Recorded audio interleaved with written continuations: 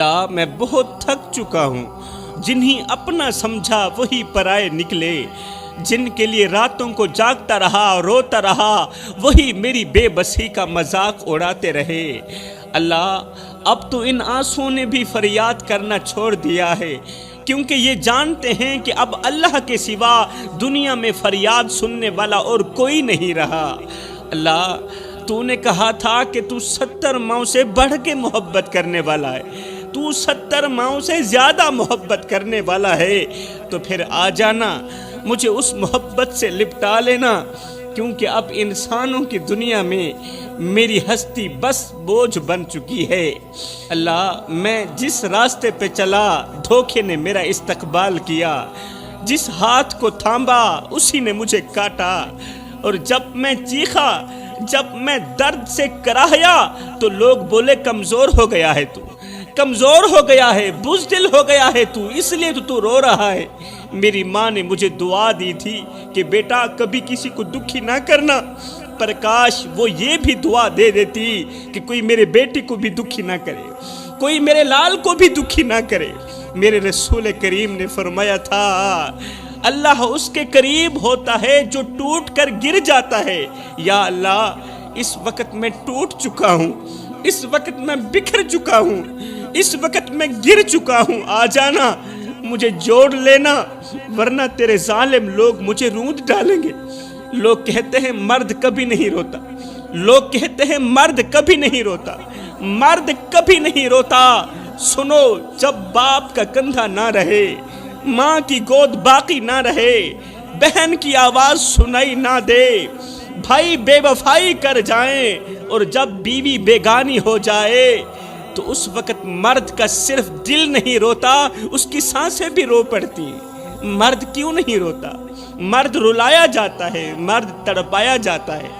بد نصیب وہ نہیں جو دنیا ہار جائے، ارے بد نصیب وہ ہے جسے اللہ کسی مظلوم کی آہ کا نشانہ بنا دے۔ بد نصیب وہ ہے جسے اللہ کسی دکھی انسان کی آہ کا نشانہ بنا دے۔ کبھی کسی کے صبر سے نہ ٹکرانا، کیونکہ جس کے ساتھ اللہ ہوتا ہے نا، اس کی خاموشی بھی قیامت بن جاتی ہے۔ اور ہاں ایک بات اور، کسی مظلوم پر ظلم ہوتے ہوئے دیکھ کر خاموش مت رہنا۔ بڑے ہی افسوس کے ساتھ کہنا پڑ رہا ہے جوانوں، مسجد اقصی کے صحن میں لاشیں بچھتی رہیں اور تم خاموش تماشائی بنے رہے۔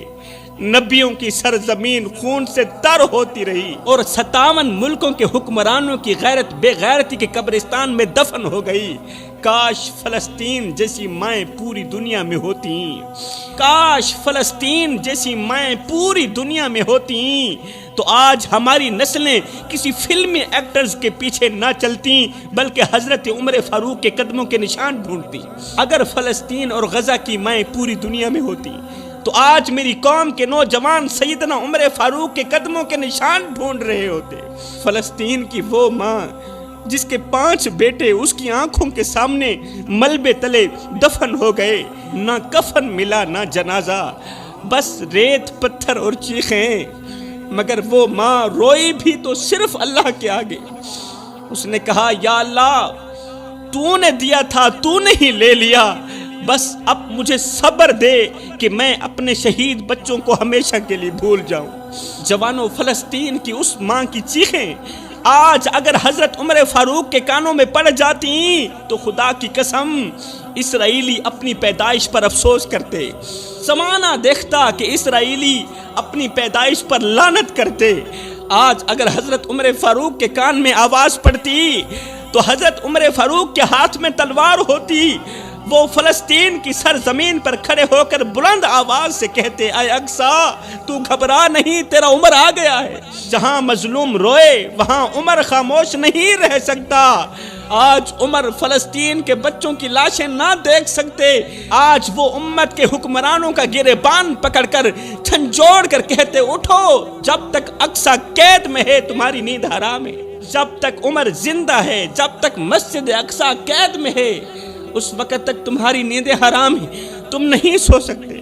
مگر افسوس آج وہ چیخیں امت کے کانوں سے ٹکرا کر واپس جا رہی ہیں اور امت خواب غفلت میں سو رہی ہے۔ آج فلسطین کی ماں اپنے بیٹوں کی لاشیں اٹھا کر بھی یہی کہتی ہیں کہ میرے بیٹے مرے نہیں، وہ زندہ ہیں، وہ جنت کے دروازے پر میرا انتظار کر رہے ہیں۔ یہ فلسطین کی مائیں ہیں، جب بیٹے کی لاش دیکھتی ہیں تو کہتی ہیں الحمدللہ میرے بیٹے نے اپنی ماں کو سرخرو کر دیا ہے۔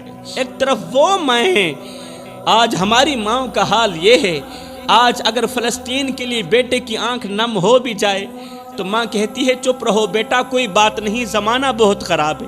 میں نے کہا بی بی زمانہ ٹھیک کب تھا؟ جب کربلا کی سرزمین پر نیزے چلے تھے تب بھی تو نبی کی اولاد سر کٹوا کر حق کی گواہی دے رہی تھی نا۔ اس وقت بھی مائیں زندہ تھیں، اس وقت بھی باپ تھے، مگر نہ ماؤں نے روکا نہ باپ نے روکا، کیونکہ وہ جانتے تھے کہ یہ قربانی صرف خون کی قربانی نہیں، یہ غیرت کی قربانی بھی ہے۔ دل کے کانوں سے سنیے گا میری قوم کے جوانوں، کبھی بھی 5 موقعوں پر عبادت مت کرنا، ثواب کی جگہ گناہ ملے گا۔ پہلا موقع کبھی بھی بوڑھے باپ کو دکھ دے کر نماز نہ پڑھنا، بوڑھے باپ کی آنکھوں سے آنسو نکال کر نماز نہ پڑھنا، ثواب کی جگہ گناہ ملے گا۔ بوڑھے باپ کا دل توڑ کر تہجد میں آنکھیں نم نہ کرنا، ثواب کی جگہ گناہ ملے گا۔ بوڑھی ماں کو بے یار و مددگار چھوڑ کر عمرے کے سفر پر نکل جانا ایسا ہی ہے جیسے کسی کو مار کر اس کے جنازے میں شریک ہو جانا۔ خدارا میرے بھائیوں، بھائی بہن بیوی بچوں کا حق مار کر حج کرنے مت جانا، کیونکہ خانہ کعبہ کی دیواروں کو وہ سجدے قبول نہیں جو کسی مظلوم کے آنسوں سے تر ہوں، وہ سجدے بالکل بھی قبول نہیں۔ جس بھائی کا حق مار کر تم احرام باندھ رہے ہو، ارے وہ احرام کہاں ہے؟ وہ تو ظلم کی چادر ہے۔ آج کل میرے معاشرے کے نوجوان کہتے ہیں کہ عورت بے غیرت ہوتی ہے، اس لیے دھتکار دیا جاتا ہے، یہ بے حیا ہو گئی ہے، ہم دلہ پن پسند نہیں کرتے، ٹھکرا دیا جاتا ہے۔ میں کہتا ہوں اے نوجوانوں، عورت بے غیرت نہیں ہوتی، بلکہ وہ مرد بے غیرت ہوتا ہے جس کی وہ بہن بیٹی یا بیوی ہوتی ہے۔ عورت بے غیرت کہاں ہوتی ہے؟ اصل بے غیرتی تو یہ ہے کہ تم مرد ہو کر ایک عورت کی حفاظت نہ کر سکے۔ جب وہ ماں بن کر تمہاری گندگی صاف کرتی تھی تب تو وہ بے غیرت نہیں تھی، جب وہ بہن بن کر تمہارے کپڑے دھوتی تھی، تمہارے جوتے صاف کرتی تھی، تب تو وہ بے غیرت نہیں تھی، جب وہ بیوی بن کر تمہارا غصہ، تمہاری چپ، تمہارا غرور سہتی ہے، اس وقت بھی وہ تمہاری عزت ہوتی ہے، اور جب وہ تم سے اپنا حق مانگنے کے لیے آواز بلند کرتی ہے تو تمہیں اس کی غیرت یاد آ جاتی ہے۔ غیرت کا وزن عورت کے دوپٹے سے نہیں، مرد کے کردار سے ناپا جاتا ہے۔ اور جب عورت بگڑ رہی تھی تو اس وقت مرد کہاں مر گیا تھا؟ جس نے وقت پر عورت کا ہاتھ نہیں تھاما تھا، جس نے وقت پر عورت کو سمجھایا نہیں تھا۔ ایمان سے بتاؤ، عورت کے ہاتھ میں موبائل کس نے دیا؟ عورت نے دیا؟ نہیں، مرد نے دیا۔ عورت کو با اختیار کس نے بنایا؟ عورت نے بنایا؟ نہیں، مرد نے بنایا۔ تم نے اسے موبائل تحفے میں دیا، اور جب اس نے اسی موبائل پر ناچنا شروع کیا تو تمہاری غیرت جاگ گئی۔ تم نے ہی اسے ماڈرن بننے کا مشورہ دیا کہ ماڈرن لڑکیاں ہمیں بہت زیادہ پسند ہیں، اور جب اس نے ماڈرن کا لباس پہنا تو تم نے کہا بے غیرت ہو گئی ہو، تم نے کہا بے حیا ہو گئی۔ اور نادانو، تم نے ہی تو اسے ناچنے کا مشورہ دیا تھا، تم نے ہی تو اسے پینٹ شرٹ پہننے کا مشورہ دیا تھا، تم نے ہی تو اسے ماڈرن بننے کا مشورہ دیا تھا۔ اگر عورت چپ چاپ تمہاری بات سہتی رہے تو وہ اچھی ہے، اور اگر کسی بات کا جواب دے دے تو تم کہتے ہو عورت بے ادب ہو گئی ہے۔ عورت جب تک برداشت کرتی ہے تب تک تم مرد کہلاتے ہو، اور جس دن وہ سوال کرتی ہے اس دن تمہاری غیرت جاگ جاتی ہے۔ دوسری طرف بڑے ہی افسوس کے ساتھ کہنا پڑ رہا ہے، آج کل کی لڑکی ماں باپ کی عزت کو مٹی میں رونج کر کسی آوارہ لڑکے کے ساتھ پکنک پہ جا رہی ہے، ہوٹلوں پہ مل رہی ہے، تنہائی کو محبت سمجھ بیٹھی ہے۔ کسی راہ چلتے آوارے نے کہہ دیا تھا کہ تم بہت کیوٹ لگتی ہو، تم بہت اچھی لگتی ہو، اسے لگا کہ وہ شہزادہ ہے، وہ تو مجھ سے محبت کرنے والا، وہ تو عشق کرنے والا ہے، اس لیے تو وہ کہتا ہے کہ تم مجھے کیوٹ لگتی ہو، تم مجھے اچھی لگتی ہو۔ ماں باپ کی عزت کی دھچیاں اڑا کر اس آوارے کے پیچھے بھاگ نکلی۔ 6-7 دن تو بڑے پیار سے گزرے، 8ویں دن فلمی محبت کے بعد 9ویں دن اس اجنبی کا لہجہ بدلنے لگا، 10वें دن آواز بھی سخت ہو گئی اور 11ویں دن پتہ چلا کہ وہ آوارہ لڑکا اسے طلاق دے کر کسی اور لڑکی کے پیچھے بھاگ نکلا ہے۔ میری بہن، تجھے کس نے کہا تھا کہ ایک اجنبی تیرے لیے سب کچھ ہو سکتا ہے؟ تجھے کس نے کہا تھا کہ گھر سے بھاگنا عزت ہے؟ آج تو کس منہ سے واپس جائے گی؟ جس باپ نے اپنی جوانی تجھے پالتے ہوئے گزاری، جس ماں نے اپنی چادر میں تجھے چھپایا، آج تو ان ماں باپ کی عزت کو بازار میں لے گئی، انہی معاشرے میں کسی کو منہ دکھانے کے قابل نہ رکھا، اور آج جب وہ آوارہ لڑکا تجھے چھوڑ گیا، آج تو واپس اپنے ماں باپ کے گھر جا رہی ہے۔ ایمان سے بتا، آج بوڑھے ماں باپ کو منہ دکھاتے ہوئے تیری غیرت تجھے جینے دے گی؟ ہرگز نہیں جینے دے گی۔ تو گھر چھوڑ کر بھاگ گئی، مگر تو یہ بھول گئی کہ ماں باپ کا دروازہ بند ہو جائے تو دنیا کی ہر راہ تنگ ہو جاتی ہے۔ عزت والی بیٹیاں باپ کی پگڑی کو روند کر غیر کے پیچھے نہیں بھاگتی۔ وہ لڑکا جو دن میں تمہارے ساتھ محبت کرتا ہے، رات کو تمہاری تصویروں کو غیر محرم مردوں کو دکھاتا ہے، اپنے دوستوں کو دکھاتا ہے، وہ تم سے محبت نہیں کرتا، وہ تمہاری معصومیت کو بیچتا ہے۔ عزت والا دوپٹہ کسی مہنگے برانڈ سے نہیں ملتا، یہ تو ماں باپ کے سائے سے ملتا ہے، اور جو بیٹیاں اس دوپٹے کو سنبھال لیتی ہیں، رب ان کے قدموں تلے جنت بچھا دیتا ہے۔ حضرت سیدنا علی المرتضیٰ شیر خدا کرم اللہ وجہہ الکریم فرماتے ہیں ساری دنیا خوش رہتی ہے مگر یہ 3 لوگ بڑے ہی پریشان رہتے ہیں۔ آخری بات میرا بیان ختم ہوا۔ حضرت علی فرماتے ہیں ساری دنیا خوش رہتی ہے مگر یہ 3 لوگ بڑے ہی پریشان رہتے ہیں۔ پوچھا گیا حضرت وہ 3 لوگ کون سے ہیں؟ فرمایا پہلا مددگار جو کسی کا درد دیکھ کر چپ نہیں رہ سکتا، اپنے منہ سے نوالے نکال کر دوسروں کے منہ میں ڈالتا ہے، اپنی رگوں سے خون نکالتا ہے دوسروں کی رگوں میں ڈالتا ہے، مگر جب اس بیچارے پر برا وقت آتا ہے تو لوگ اس پر دیکھنا بھی گوارا نہیں کرتے، اس لیے یہ ہر وقت پریشان رہتا ہے۔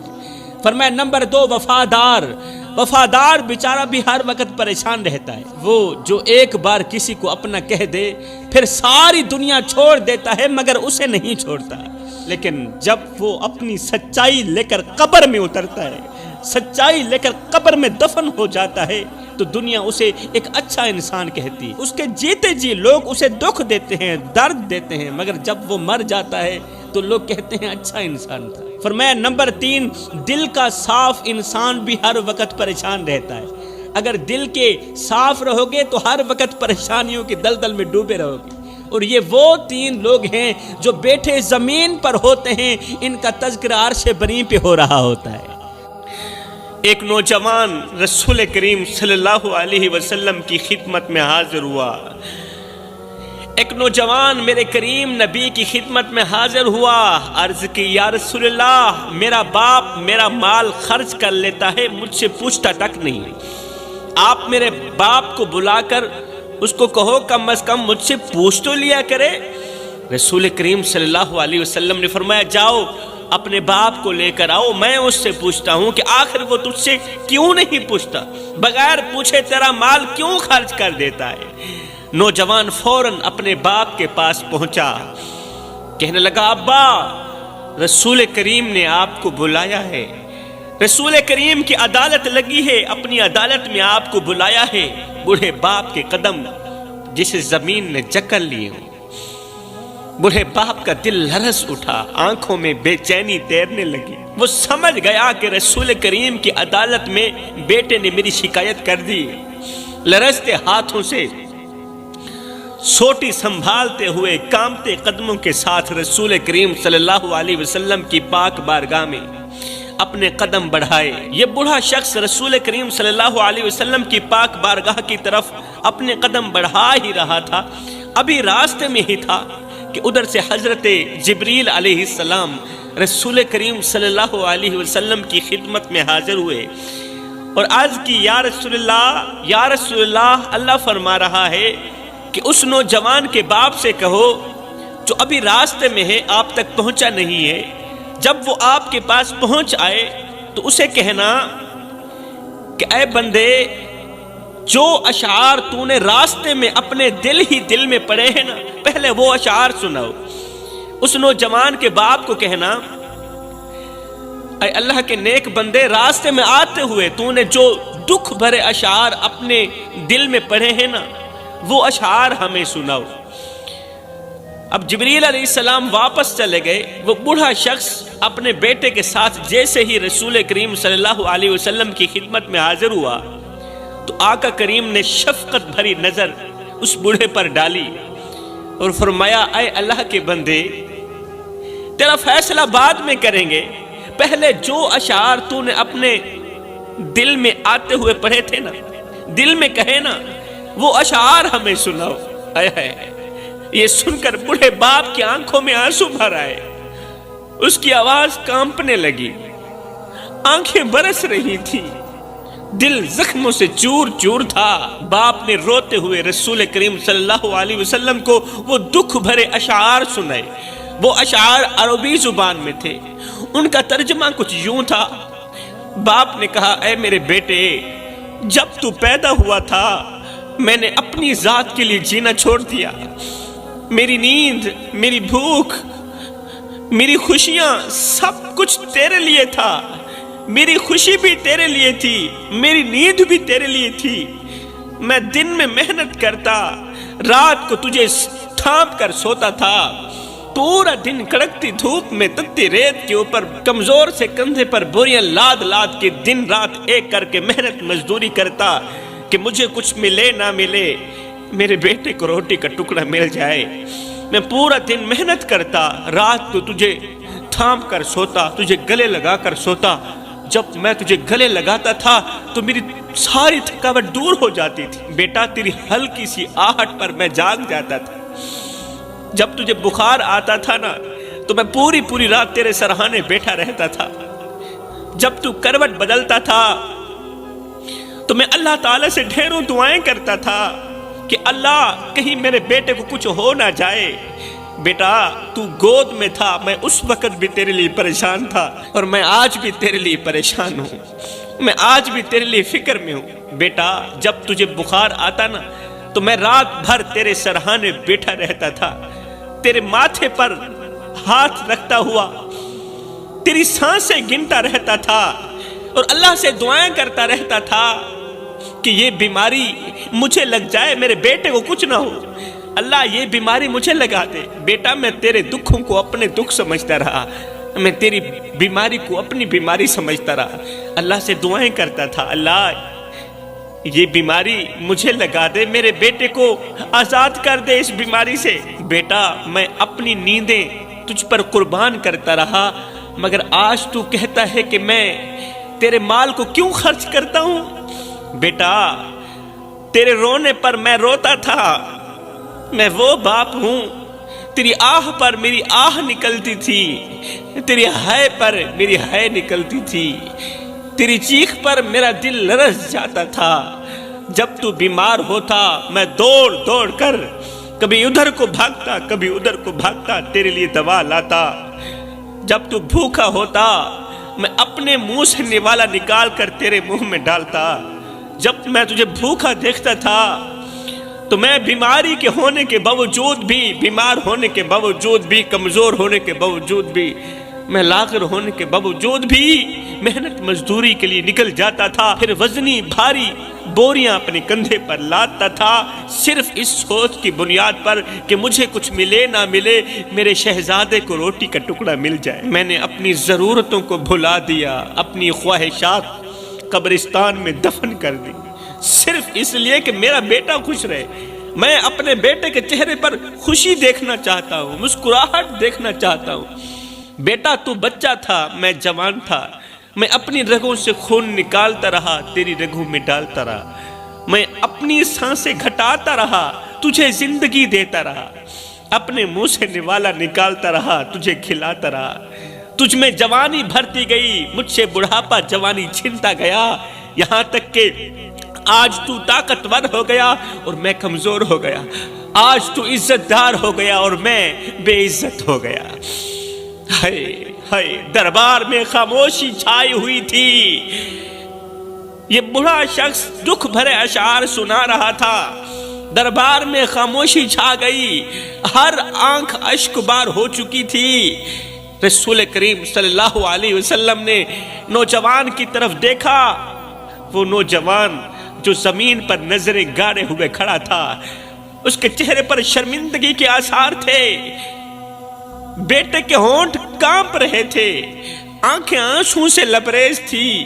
باپ نے کہا، بیٹا جب تو چھوٹا تھا میں تجھے اپنے باہوں میں لیے پھرتا تھا، آج جب میں بوڑھا ہو گیا ہوں تو میرے کندھے پر ہاتھ رکھنے کے بجائے مجھے بوجھ سمجھنے لگا ہے، میری پچھلی قربانیوں کو بھول چکا ہے۔ بیٹا جب تو چل نہیں سکتا تھا میں نے تجھے انگل پکڑ کر چلنا سکھایا، آج جب میں لرزتے قدموں سے چلتا ہوں، آج جب میں کمزور قدموں سے چلتا ہوں تو پیچھے مڑ کر دیکھنا بھی گوارا نہیں کرتا۔ بیٹا میں تیری ہنسی کے لیے راتوں کو جاگتا رہا، تیری مسکراہٹ کے لیے راتوں کو جاگتا رہا، اپنی نیندیں قربان کرتا رہا، اپنی خوشی قربان کرتا رہا۔ آج جب میری آنکھوں میں جھریاں آئیں تو نے مجھے سہارا دینا بھی چھوڑ دیا۔ بیٹا تیرے رونے پر میری دنیا لرز جاتی تھی، آج میری آنکھوں میں آنسو ہیں اور تجھے کوئی فرق نہیں پڑ رہا۔ تو بیمار ہوتا تھا میں رات بھر جاگتا تھا، تیرے لیے دعائیں کرتا تھا، لیکن آج میں بستر پر بے بس پڑا ہوں اور تو مجھے دیکھنا بھی گوارا نہیں کرتا، تو مجھ سے میرا حال تک پوچھنا گوارا نہیں کرتا۔ میں نے تیری ہر خوشی پوری کی، اپنی ضرورتوں کو بھلا کر تجھے خوشیوں سے نوازا۔ ہائے بزرگ کے دکھ بھرے اشعار نے صحابہ کرام کو رلا کے رکھ دیا، باپ کے دکھ بھرے جملوں نے صحابہ کرام کو رلا کے رکھ دیا۔ نبی نے روتے ہوئے نوجوان بیٹے کی طرف دیکھا، وہ نوجوان بیٹا جو اس وقت زمین پر نظریں گاڑے ہوئے کھڑا تھا، اس کے چہرے پر ندامت کے آثار نمایاں تھے، اس کے ہونٹ کانپ رہے تھے، آنکھوں میں پچھتاوے کے آنسو تیر رہے تھے۔ وہ نوجوان لرزتے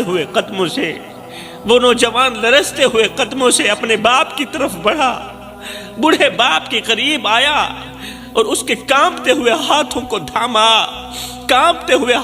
تھاما اور زاروں قطار رو کر کہنے لگا، ابا مجھے معاف کر دو۔ رو کر کہنے لگا، ابا مجھے معاف کر دو، میں نہیں جانتا تھا کہ میری ایک چھوٹی سی شکایت آپ کے دل پر اتنا بڑا زخم لگا دے گی۔ ابا میں نے آپ کے احسانات کو بھلا دیا، مجھے معاف کر دینا، میں نے آپ کی قربانیوں کو فراموش کر دیا، مجھے معاف کر دینا، میں نے اپنی ہی جنت کو اپنے ہاتھوں سے کھونے کی کوشش کی، مجھے معاف کر دینا۔ اللہ اکبر۔ اس کے بعد رسول کریم صلی اللہ علیہ وسلم نے آنکھوں سے آنسو بہاتے ہوئے فرمایا، اے نوجوان کان کھول کر سن لے، آج سے تو بھی تیرے باپ کا ہے اور تیرا مال بھی تیرے باپ کا ہے۔ تیرا باپ جہاں چاہے تیرے مال کو استعمال کر سکتا ہے، تو ہرگز نہیں پوچھ سکتا۔ حضرت سیدنا علی المرتضیٰ شیر خدا کرم اللہ وجہہ الکریم نے فرمایا جس گھر میں بوڑھے والدین روتے ہوں، نافرمان اولاد کی وجہ سے بوڑھے والدین آنکھوں سے آنسو بہاتے ہوں، اس گھر میں 5 مصیبتیں ضرور آتی ہیں۔ فرمایا پہلی مصیبت یہ آتی ہے کہ اس گھر میں رہنے والوں کی کوئی بھی دعا قبول نہیں ہوتی۔ ایسا گھر اللہ کی رحمت سے محروم ہو جاتا ہے جس گھر میں بوڑھے والدین روتے ہیں۔ دعائیں لبوں سے نکلتی رہتی ہیں، دعائیں منہ سے نکلتی رہتی ہیں، لیکن آسمان تک پہنچنے سے پہلے ہی رد کر دی جاتی۔ لوگ اپنی مشکلات کے حل کے لیے دعائیں مانگتے ہیں، کاروبار میں برکت کے لیے التجائیں کرتے ہیں، بیماری سے شفا کی دعا کرتے ہیں، صحت کی دعا کرتے ہیں، مگر ہر راستہ بند ہو جاتا ہے۔ کیوں؟ اس لیے کہ ان کے گھر میں بوڑھے والدین روتے ہیں۔ جس گھر میں بوڑھے والدین کے دل ٹوٹ جائیں وہاں برکت اور قبولیت کے دروازے بند کر دیے جاتے ہیں۔ حضرت حکیم لقمان نے کہا جس گھر میں بوڑھے والدین روتے ہوں شیطان اس گھر میں ڈیرا ڈال دیتا ہے۔ جس گھر میں بوڑھے والدین کی نافرمانی کی جاتی ہو، بوڑھے والدین کو بے عزت کیا جاتا ہو، اونچی آواز میں بک بک کی جاتی ہو، اس گھر میں شیطان ڈیرا ڈال دیتا ہے۔ اور جس گھر میں شیطان ڈیرا ڈال دے وہاں ایسی تباہی آتی ہے کہ انسان کی عقل دنگ رہ جاتی ہے۔ شیطان کا سب سے بڑا ہدف پھر یہی ہوتا ہے کہ گھر کے افراد کو آپس میں دشمن بنا دے، رحمت کو زحمت میں بدل دے اور محبت کو نفرت میں بدل دے۔ وہ گھر جہاں والدین کی آنکھیں نم ہوں وہاں شیطان اپنے جال پھیلا کر ایسے حالات پیدا کر دیتا ہے کہ تباہی کے سوا کچھ نہیں ہوتا۔ وہ کون سی تباہی ہوتی ہے؟ گھر میں ہمیشہ جھگڑے اور بے سکونی رہتی ہے، یہ تباہی ہے۔ جب شیطان گھر میں ڈیرا ڈال دیتا ہے نا ماں باپ کے رونے کی وجہ سے، اللہ اکبر، پتہ ہے پھر کون سی تباہی آتی ہے؟ گھر میں ہمیشہ جھگڑے اور بے سکونی لگی رہتی ہے، اولاد اپنے دل سے ماں باپ کی عزت کرنا چھوڑ دیتی ہے، پھر رزق میں بے برکتی آ جاتی ہے، اور سب کچھ ہوتے ہوئے بھی ہر ایک چیز کی کمی محسوس ہوتی ہے، پھر عبادت میں دل نہیں لگتا، نماز اور تلاوت بھاری لگنے لگ جاتی ہے۔ شیطان دماغ میں ایسے خیال ڈالتا ہے کہ بندہ والدین کو ہی اپنی بدبختی کی وجہ سمجھنے لگتا ہے۔ جس گھر میں بوڑھے والدین روتے ہوں وہاں بے برکتی ایسے بسیرا کر لیتی ہے کہ دولت ہونے